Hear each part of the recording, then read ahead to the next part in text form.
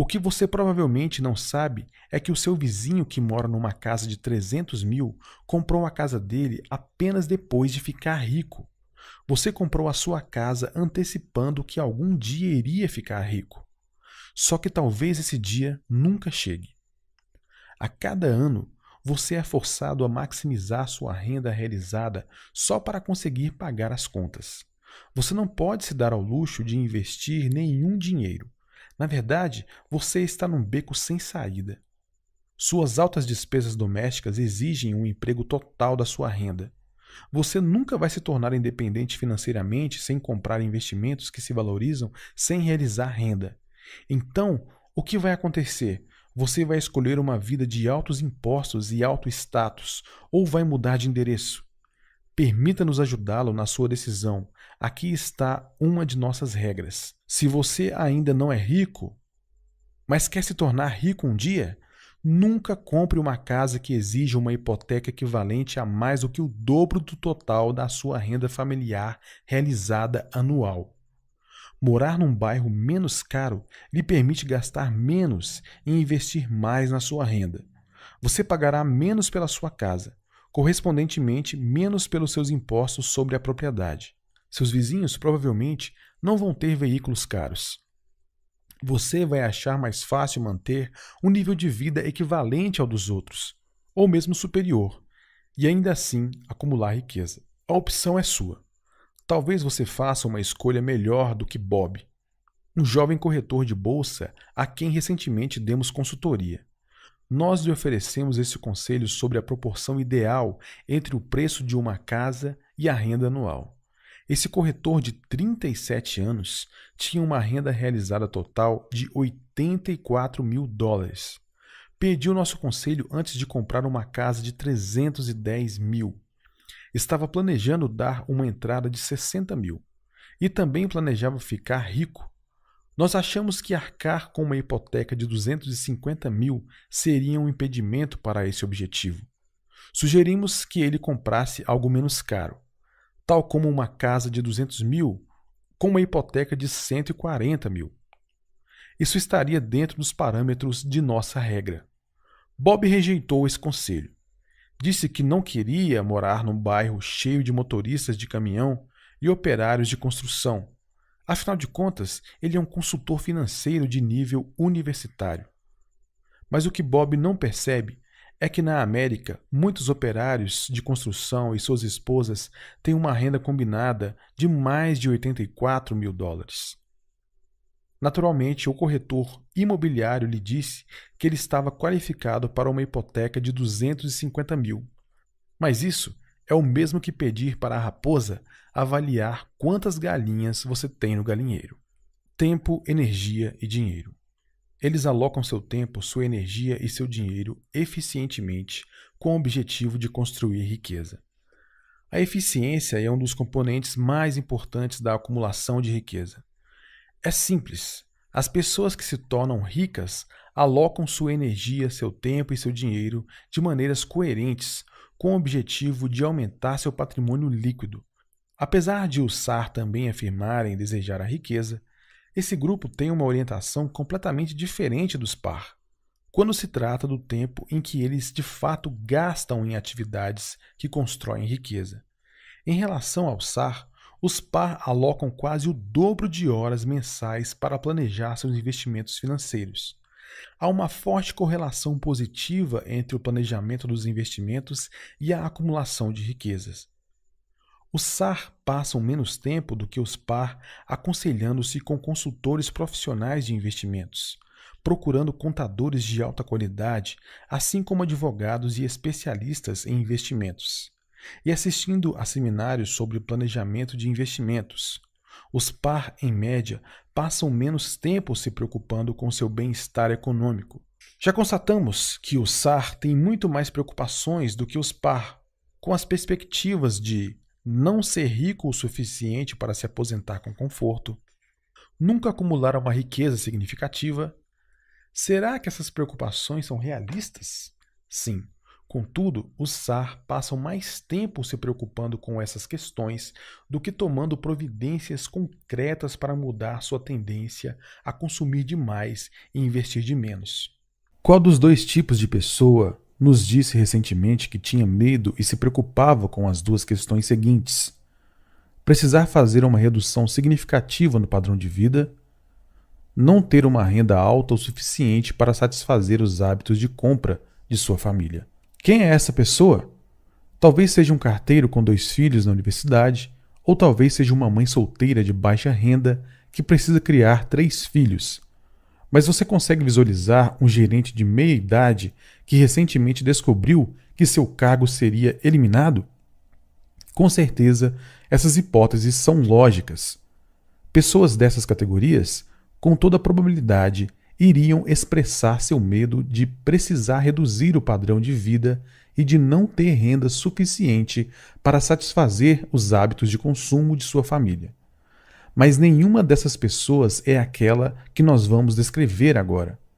A pessoa que respondeu ao nosso questionário e expressou esses medos e preocupações é um cirurgião na casa dos 50 anos, que chamaremos de Dr. Su. É casado e tem 4 filhos. Por que deveria ele estar preocupado com seu padrão de vida e sua renda? Será que ele está numa onda de má sorte? Talvez sem poder praticar a medicina devido a alguma deficiência? Não, nada disso.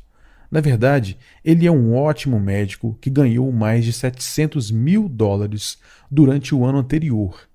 Mas, apesar de sua alta renda, seu patrimônio líquido em termos reais está declinando.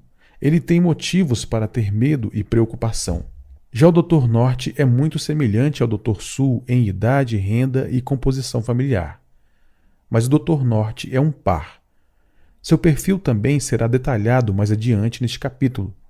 O Dr. Norte tem muito menos preocupações do que o Dr. Su. Ele não tem medo de ser forçado a reduzir seu padrão de vida. E ao contrário do Dr. Su, ele não está preocupado em saber se sua renda bastará para satisfazer os hábitos de consumo de sua família. Isso é especialmente interessante, dado que o Dr. Su e o Dr. Norte têm rendas semelhantes.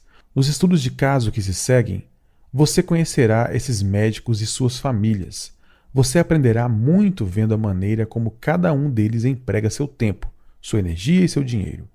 Mas antes de traçarmos um perfil desses 2 médicos, vamos falar sobre a renda e os hábitos de acumulação de riqueza dos médicos em geral.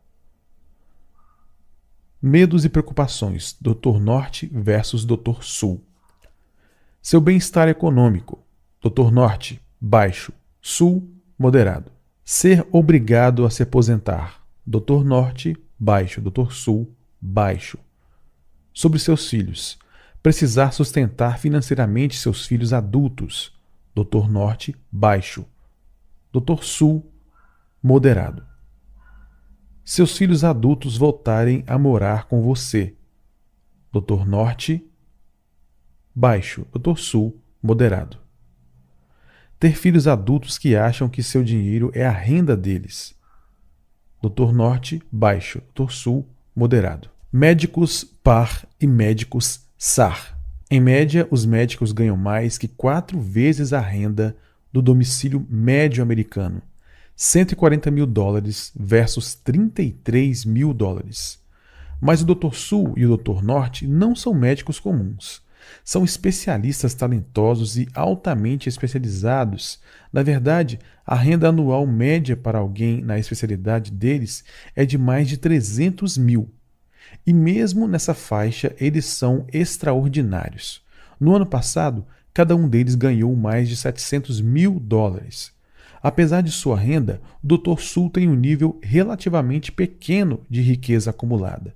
Ele gasta muito e investe muito pouco. Nossa pesquisa descobriu que os médicos, em geral, não têm tendência para ser acumuladores de riqueza. Na verdade, entre todas as principais ocupações geradoras de alta renda, os médicos têm uma tendência significativamente baixa de acumular riqueza substancial. Para cada médico no grupo dos par, há 2 na categoria dos SAR. Por que os médicos estão para trás nas escalas da riqueza? Há várias razões. A principal é a correlação entre riqueza e a educação. Esta relação pode surpreender algumas pessoas. Para todos os ganhadores de alta renda, ou seja, os que ganham pelo menos 100 mil por ano, a relação entre a educação e a acumulação de riqueza é negativa. Os par de alta renda têm uma probabilidade significativamente menor do que o SAR de ter um diploma de direito, medicina ou uma pós-graduação. Na nossa pesquisa, o milionário típico se descreve como o dono de empresa, com alguns anos de universidade, formado num curso técnico ou sem universidade. Advertência: os pais não devem sugerir a seus filhos que abandonem a universidade e iniciem um negócio próprio. A maior parte das firmas fracassa poucos anos após seu início. Apenas uma pequena minoria dos proprietários de firmas chegam a ganhar uma renda de 6 dígitos. Mas aqueles que conseguem isso tendem a acumular mais riqueza do que os outros na mesma faixa de renda. Esses tipos com renda alta e alguns anos de universidade, curso técnico ou sem universidade, muitas vezes tiveram uma vantagem inicial sobre muitos trabalhadores mais instruídos. Os médicos e outros profissionais, com muita instrução, iniciam muito tarde a corrida pelos ganhos. É difícil acumular riqueza enquanto se está estudando. Quanto mais tempo a pessoa fica na universidade, mais ela adia o início da sua produção de renda e de acumulação de riqueza. É bastante claro que quanto mais cedo se começa a investir a renda, maiores as oportunidades de acumular riqueza. O Sr. Denzi, por exemplo, é um proprietário de empresa com 2 anos de escola técnica e treinamento em processamento de dados. Começou a trabalhar e construir sua riqueza aos 22 anos de idade. Hoje, 30 anos depois, ele obteve grandes benefícios do aumento meteórico do valor de seu plano de aposentadoria. Em forte contraste, considere o Sr. Doakes, que se formou no secundário no mesmo ano que o Sr. Denzi. O Dr. Doakes abriu o seu consultório médico 12 anos depois que seu colega de classe, o Sr. Denzi. Durante esse período de 12 anos, o Dr. Doakes passou estudando e gastando suas economias, o dinheiro de seus pais e o empréstimo que fez para pagar as mensalidades universitárias e suas próprias despesas. Durante esse mesmo período, o Sr. Denzi, que desde o início decidiu que não era do tipo universitário, concentrou seus talentos em construir seu negócio e adquirir independência financeira. Quem está hoje na categoria do SAR? Será o Sr. Denzi, dono de empresa, que não é do tipo universitário, ou o Dr. Doakes, o orador da turma no secundário? A resposta é óbvia. O Sr. Denzi é o protótipo do par, enquanto o Dr. Doakes é um SAR. É interessante que no ano passado ambos ganharam aproximadamente a mesma renda, perto de 160 mil dólares. Porém, o Sr. Denzi tem de 5 a 6 vezes mais riqueza que o seu ex-colega, o médico. E não tem dívidas. O Sr. Denzi tem algo a nos ensinar. Comece a ganhar e a investir o mais cedo possível na sua vida adulta. Isso irá capacitá-lo a ultrapassar os níveis de acumulação de riqueza, até mesmo dos seus colegas mais talentosos do secundário. Lembre-se, a riqueza é cega. Ela não se importa em saber se você é instruído ou não. Assim, os autores deste livro têm uma desculpa. Como se explica que 2 especialistas em riqueza não sejam ricos? Em parte, porque cada um passou quase 10 anos completando sua instrução superior. Outro motivo pelo qual as pessoas mais instruídas tendem a ficar para trás na escala da riqueza se relaciona ao status que a sociedade lhes atribui. Os médicos, assim como outros com instrução elevada, têm que cumprir um certo papel. O Sr. Denzi é um pequeno negociante. Apesar de ser rico, a sociedade não espera que ele more num bairro exclusivo. Ele não estaria fora de lugar, morando numa casa modesta e guiando um carro comum. As suas despesas domésticas são significativamente mais baixas que as do Dr. Doakes. Muita gente nos diz que é possível julgar um livro pela capa, ou seja, que os médicos, advogados, contadores e etc. devem morar em casas caras. Também se espera que eles tenham roupas e carros de um estilo coerente com sua competência profissional. Como você julga os profissionais que contrata? Muitas pessoas os julgam pela ostentação. Dão pontos extras para que usam roupas caras, dirigem automóveis de luxo e moram em bairros chiques. Eles assumem que um profissional desse deve ser medíocre ou mesmo incompetente se mora numa casa modesta e dirige um Ford de vários anos de idade. Pouquíssimas pessoas julgam a qualidade dos profissionais que contratam pelo seu patrimônio líquido. Muitos profissionais já nos disseram que precisam aparentar sucesso para convencer seus fregueses ou clientes de que realmente têm sucesso. É claro que há exceções, mas as pessoas que passam muitos anos na faculdade ou numa escola profissional têm mais probabilidade de ter maiores despesas domésticas do que os menos instruídos. Os médicos, de modo geral, têm uma despesa excepcionalmente alta. A maior preocupação em muitos lares médicos é o consumo, não os investimentos. Muitos médicos acabam descobrindo que há desvantagens em morar num bairro chique. As pessoas que moram nessas áreas costumam ser bombardeadas com telefonemas não solicitados por parte de especialistas em investimentos. Muitos destes especialistas assumem que quem reside num bairro chique tem dinheiro para investir. Na verdade, muitas pessoas que moram em áreas de luxo têm pouco dinheiro sobrando depois de financiar o seu estilo de vida de alto consumo. Alguns especialistas ingênuos que fazem esses telefonemas, não solicitados, compram listas de clientes em potencial, segundo dois critérios. O primeiro, eles devem ser médicos. Em segundo, devem morar em bairros exclusivos. Não admira que os médicos sejam alvos prediletos de alguns vendedores extremamente agressivos com ideias para investimento. Com frequência, os médicos que recebem tais solicitações assumem que os que procuram são tão profissionais quanto eles.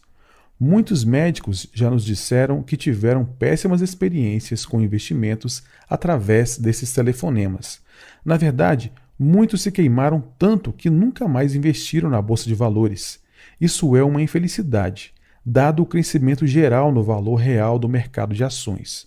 E ao rejeitar o mercado de ações, acharam que lhes sobraria mais dinheiro para gastar. Essa atitude não é tão rara como se pode imaginar. Um cirurgião plástico acrescentou que possui 3 barcos e 5 carros, mas nunca conseguiu organizar um plano de aposentadoria. Investimentos financeiros? Também não tinha. Falando de seus colegas, ele disse: "Não conheço ninguém que não tenha levado uma tremenda surra no mercado financeiro. E como resultado, eles não têm nada. Eu pelo menos vou desfrutar do meu dinheiro." Mais tarde, esse médico resumiu a sua filosofia financeira. "O dinheiro", disse ele, fazendo um gesto de desprezo com a mão, "é um recurso mais facilmente renovável." Artigo publicado na revista Medical Economics em julho de 1992. Quais os outros fatores que explicam por que tantos médicos são membros do grupo do SAR? Nossa pesquisa mostra que, em geral, os médicos não são egoístas. Em média, eles contribuem mais com uma porcentagem alta de sua renda para causas nobres do que os produtores de alta renda. Outro fator, os médicos estão entre os que têm menos probabilidade de receber herança dos pais. Seus irmãos e irmãs, com menos instrução, têm uma probabilidade significativa maior de herdar dinheiro. Em alguns casos, os médicos recebem um pedido de seus pais idosos para que ajudem seus irmãos e irmãs menos afortunados depois que eles, os pais, não conseguirem mais ajudá-los a pagar suas contas. Estas descobertas estão detalhadas no capítulo 6. Os médicos costumam alocar uma grande parte de seu tempo para atender os pacientes. Raramente trabalham menos de 10 horas por dia, gastando dessa forma a maior parte do seu tempo, energia, intelecto com eles. Ao fazer isso, costumam negligenciar seu próprio bem-estar econômico. Alguns médicos acham que trabalhar muito se traduz numa renda alta e que, portanto, não há necessidade de planejar um orçamento doméstico. Alguns perguntam por que haveriam de desperdiçar seu tempo planejando seu orçamento doméstico e seus investimentos quando ainda há tanta renda para ser ganha. Muitos SAR, geradores de alta renda, pensam assim. Os PAR tendem a ter um sentimento exatamente oposto. Para eles, o dinheiro é um recurso que nunca deve ser desperdiçado. Eles sabem que planejar, organizar um orçamento e ser frugal são fatores essenciais para construir riqueza, mesmo para os que geram uma renda muito alta. Mesmo os geradores de alta renda devem viver abaixo dos seus meios se pretendem tornar-se financeiramente independentes. E se você não é financeiramente independente, você vai gastar uma quantidade cada vez maior do seu tempo e de sua energia se preocupando com seu futuro socioeconômico. Planejar e controlar. Planejar e controlar o consumo são fatores-chave subjacentes à acumulação de riqueza. Assim, deve-se esperar que os par, como o Dr. Norte, dediquem um tempo para planejar seu orçamento. E é o que eles fazem. Inversamente, o Dr. Su não tem nenhum controle sobre seu consumo e de sua família, exceto o limite máximo de sua renda. Perguntamos ao Dr. Norte e ao Dr. Su sobre seus respectivos sistemas de planejamento e controle. Pergunta: sua casa funciona segundo um orçamento anual muito bem pensado? Dr. Su: não. Dr. Norte: sim, sem dúvida. Administrar uma casa sem um orçamento é como administrar uma empresa sem um plano, sem objetivos e sem direção. A família Norte tem um orçamento que exige que eles invistam a cada ano pelo menos 1/3 da sua renda familiar bruta. Na verdade, durante o ano em que nós entrevistamos o Dr. Norte, ele e sua esposa investiram quase 40% da sua renda anual bruta. E como conseguiram fazer isso? Em resumo, eles consomem no mesmo nível de uma família média que ganha cerca de 1/3 do que eles ganham. E o que dizer da família Sul? Eles consomem no mesmo nível que uma família média que ganha quase o dobro do que eles ganham. Na verdade, seu uso excessivo do crédito se parece mais com as de família que ganham vários milhões de dólares a cada ano. Basicamente, a família Sul gasta todos os anos toda a sua renda anual ou mais. Sua renda é a sua única limitação. Fizemos aos 2 médicos outro conjunto de perguntas. Pergunta número 1. Você sabe quanto sua família gasta a cada ano em alimentação, roupa e moradia? 2. Você passa muito tempo planejando seu futuro financeiro? 3. Você é frugal? De certo, você já imaginou o resultado. O Dr. Su respondeu com 3 não. E o Dr. Norte respondeu a moda dos par, com 3 sim. Considere a orientação frugal do Dr. Norte. Ele afirmou enfaticamente, por exemplo, que nunca comprou um terno que não estivesse com desconto ou preço especial. Isso não quer dizer que o Dr. Norte se vista mal. Tampouco usa ternos baratos. Não. Ele compra roupas de qualidade, mas não a preço total e jamais por impulso. Esse comportamento fez parte do seu processo de socialização na juventude. Quando eu estava na universidade, minha esposa era professora. Tínhamos uma renda pequena. Mesmo naquela época já tínhamos uma regra: economizar. Já naquela época nós economizávamos. Não se pode investir sem ter alguma coisa. A primeira coisa é economizar. Quando eu tinha 11 anos de idade, economizei meus primeiros $50, trabalhando no armazém. Era a mesma coisa que hoje, só que hoje o número de zeros mudou.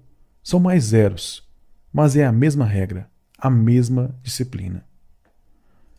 Deve-se aproveitar as oportunidades de investimento. É preciso ter alguma coisa guardada para se poder aproveitar certas oportunidades excelentes. Isso faz parte da minha formação. Dr. Su respondeu que tinha exatamente a orientação oposta. Quanto ele e sua família gastaram em roupas durante o ano anterior à nossa entrevista? Cerca de $30 mil. A família Su gasta quase o mesmo em roupas que uma família americana média ganha no total, ou seja, 33 mil por ano. A maior parte dos domicílios de alta renda consiste de um casal tradicional com filhos. Tanto a família Sul como a Norte são famílias tradicionais. Já constatamos muito tempo atrás que tanto os hábitos do marido como da esposa determinam as variações na acumulação de riqueza. A orientação do seu cônjuge em relação à economia, consumo e investimentos é um fator significativo para se compreender a posição da sua família na escala de riqueza. A orientação do seu cônjuge em relação à economia, consumo e investimento é um fator significativo para se compreender a posição de sua família na escala de riqueza. Quem é o mão fechada da sua casa? No caso do Dr. Norte, tanto ele como sua esposa. Ambos vivem bem abaixo de seus meios. Ambos contribuem para planejar muito bem seu orçamento anual. Nenhum dos dois faz objeção a comprar carros usados. Ambos são capazes de dizer o quanto a família gasta a cada ano com diversos produtos e serviços. Nenhum dos dois faz objeção a mandar os filhos à escola pública, primária e secundária. Ambos dão alta prioridade à independência financeira. Contudo, esses objetivos nunca acabam prejudicando seus 3 filhos. O casal Norte financiou a educação universitária dos filhos, assim como a pós-graduação e os altos custos de uma faculdade de direito. Também lhes ofereceu fundos para comprar suas respectivas casas e arcar com as despesas relacionadas. O casal Norte pagou por essas despesas com os investimentos que havia guardado para os filhos. Inversamente, a família Sul não é investidora. Quase todas as alocações da família Sul provêm de sua renda atual. E o que dizer se seu domicílio gera uma renda até mesmo moderadamente alta e tanto você como seu cônjuge são frugais?